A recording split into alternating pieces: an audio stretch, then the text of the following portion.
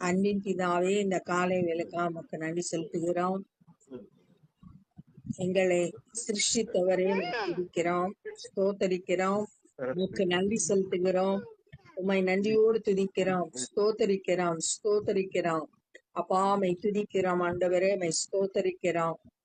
நன்றி ஆண்டவரே, ஸ்தோத்திரம் ஆண்டவரே.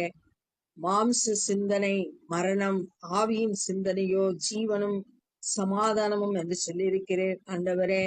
ஆவியின் சிந்தனை மேலோங்கி காணப்பட கிருபை செய்யுங்க. இந்த நாளின் வேத தியானத்தை எங்களுக்கு ஆசீர்வதித்தாங்க. நேசிக்கிற இயேசு கிறிஸ்துவின் இனிய நாமத்தில் கேட்கிறோம் பிதாவே, ஆமென். 2 ராஜாக்கள் 4வது அதிகாரம் 38வது வசனம். எலிசா கில்காலுக்கு திரும்பி போய் இருக்கையில் தேசத்திலே பஞ்சம் உண்டாயிற்று. இப்ப எலிசாவோட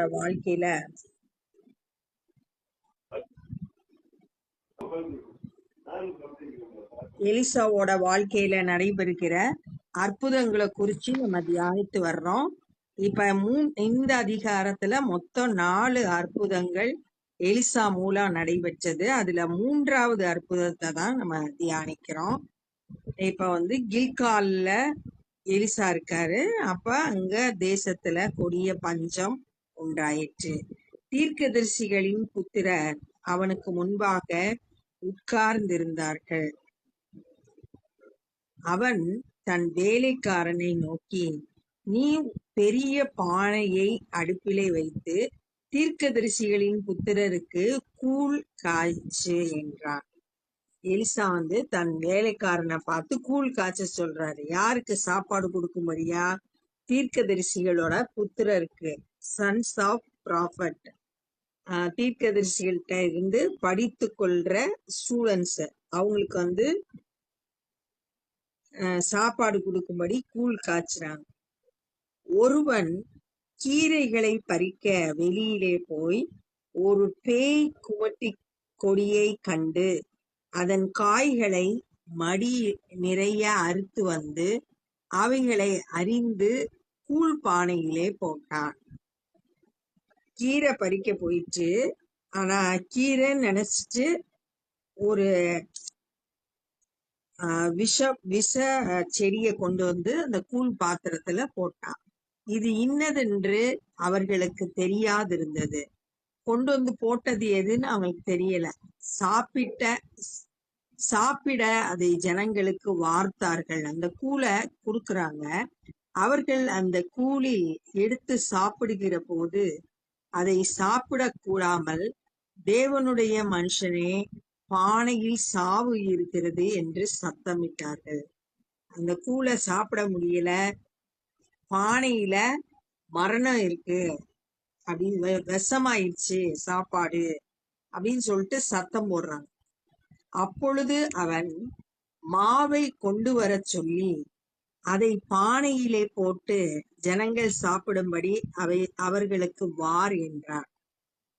இப்ப கொஞ்சம் மாவு கொண்டு வர சொல்லி அந்த பானைக்குள்ள போட சொல்றான் எலிசா.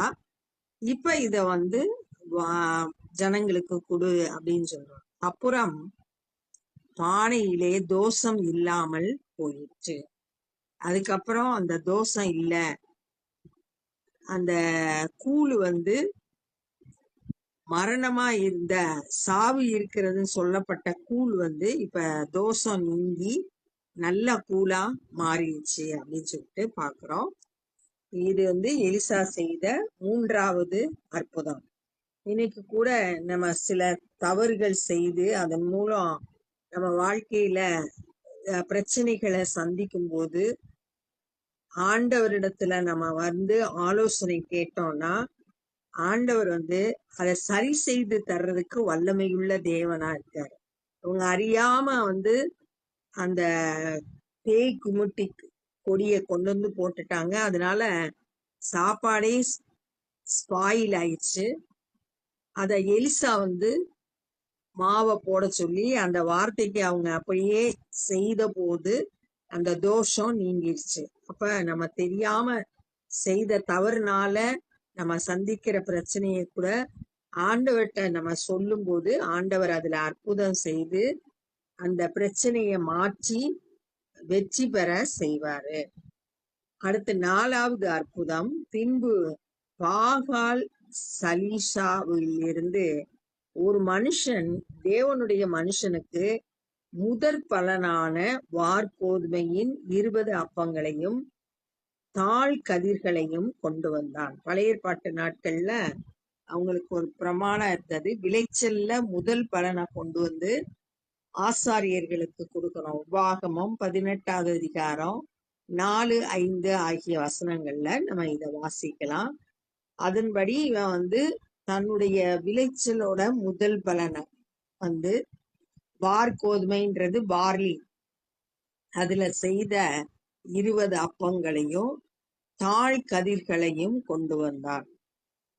அப்பொழுது அவன் ஜனங்களுக்கு சாப்பிட கொடு என்றான். அப்பொழுது அவன்றது எலிசா.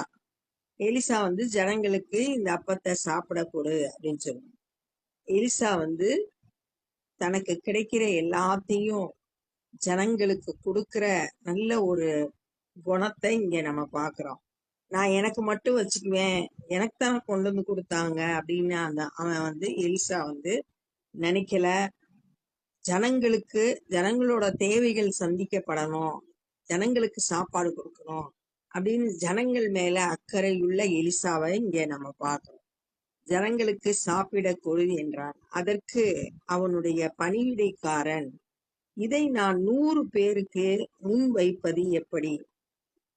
எலிசாவோட வேலைக்காரன் கேக்குறான், 100 பேர் இருக்காங்க, ஆனா இருக்கிறது கொஞ்சம், 20 அப்பம் கொஞ்சம் தாழ் கதிர்கள் இருக்கு, இது எப்படி வைக்க முடியும் அப்படின்னு சொல்லிட்டு. இது கிட்டத்தட்ட இயேசு கிறிஸ்து வந்து 5 அப்பம் 2 மீனை வைத்து 5000 புருஷர்களுக்கு, பிள்ளைகள், பெண்களுக்கு போஷித்ததை நம்ம புதிய ஏற்பாட்டுல நம்ம வாசிக்கலாம். அந்த அற்புதம் மாதிரியே இங்க எலிசாவோட வாழ்க்கையில நடக்கிறத இங்க பாக்குறோம். அவங்க கேக்குறாங்க, 100 பேருக்கு எப்படி கொடுக்க முடியும், இது எப்படி பார்த்தோம்? அதற்கு அவன், அதை ஜனங்களுக்கு சாப்பிட கொடு, சாப்பிட்ட பிற்பாடு இன்னும் மீதி உண்டாகும்.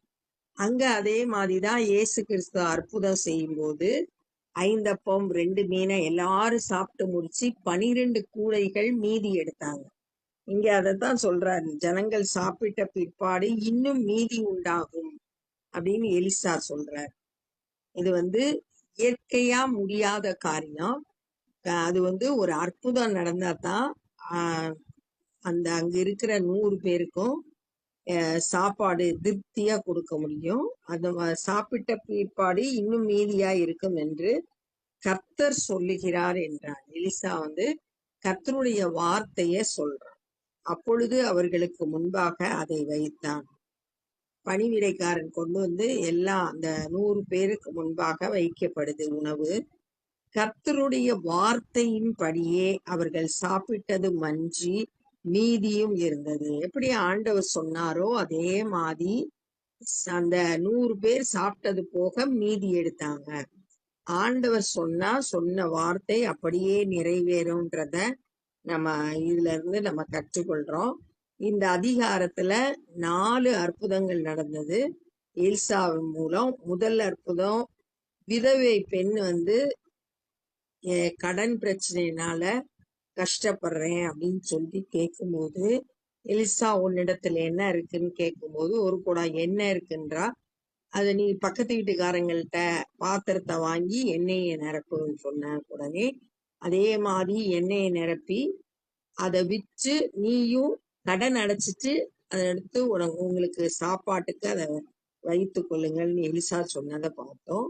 2வது, சூனேமியால் வந்து குழந்தை இல்லாம இருந்த அவளுக்கு ஆண்டவர் ஒரு குழந்தைய கொடுக்கிறாரு எலிசாவோட வார்த்தையின் மூலம். அந்த குழந்தை வந்து மரணத்தை சந்திச்ச போது கூட எலிசா மறுபடியும் போய் அவனை உயிரோடு எழுப்புனதை தியானிச்சோம். 2வது அற்புதம். 3வது வந்து இந்த தீர்க்கதரிசிகளோட புத்திரருக்காக சமைக்கப்பட்ட கூழுல தெரியாம பேய் குமட்டி கொடிய கொண்டு வந்து போட்டு அது மரணம் சாவு இருக்கிறது அப்படின்னு சொல்ற மாதிரி அதுல இருந்துச்சு. எலிசா மாவை கொண்டு வர சொல்லி அந்த பானையில போட சொன்னா, அந்த வார்த்தையை கீழ்ப்படிஞ்சு செயல்படுத்திய போது பானையில இருந்த தோஷம் நீங்கிருச்சு அப்படின்றத தியானிச்சோம். 4வது ஒரு மனுஷன் 20 வார்கோதுமை அப்பங்களையும் சில தாழ் கதிர்களையும் கொண்டு கொடுத்தான். அப்ப எலிசாவை எல்லாருக்கும் கொடுங்கன்னு சொல்றாரு. வேலைக்காரங்க கேக்குறாங்க, நீங்க 100 பேருக்கு எப்படி இத கொடுக்க முடியும்னு சொல்லும் போது கர்த்தருடைய வார்த்தை வெளிப்படுது. நீ எல்லாருக்கும் கொடு, சாப்பிட்டது போக மீதி எடுப்பாங்க அப்படின்னு சொன்ன வார்த்தையின்படியே அந்த 100 பேரும் சாப்பிட்டாங்க. சாப்பிட்டதுமன்றி மீதமும் எடுத்தாங்க அப்படின்றத இந்த நாள்ல தியானிக்கிறோம். இப்ப நம்ம ஜெபம் பண்ண போறோம்.